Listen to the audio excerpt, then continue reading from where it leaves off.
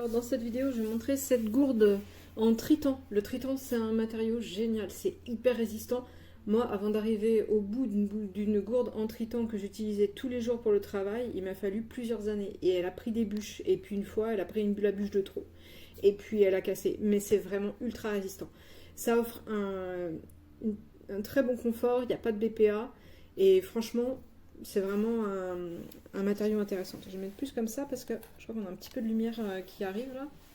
Alors, avec, on a un petit truc pour mettre de la tisane ou du thé à infuser. Je ne m'en sers jamais. Je trouve que c'est beaucoup trop haut par rapport à l'eau. Ça ne sert à rien. À moins de mettre à l'horizontale. On a un petit truc qui est fourni pour nettoyer. Ça, c'est toujours pratique avec cette longueur parce que moi, je les mets dans le lave-vaisselle. Mais au bout d'un moment, il faut aller chercher au fond. Et puis, ça dépend de ce qu'on met dedans aussi. La couleur est super sympa avec un dégradé violet vert rose. On a les gradations ici.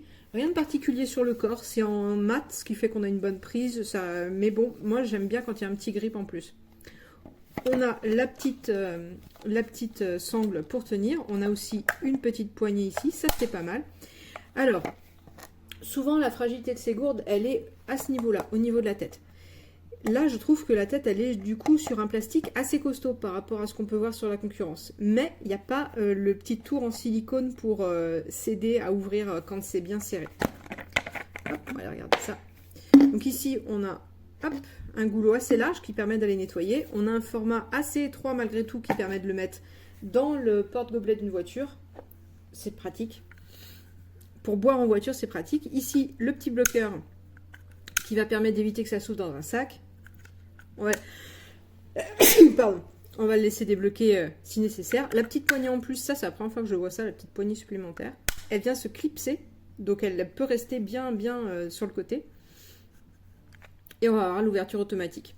Ici, on a le joint qui permet de faire l'étanchéité. On a un autre joint ici. En général, ça peut s'enlever, mais c'est facile à nettoyer.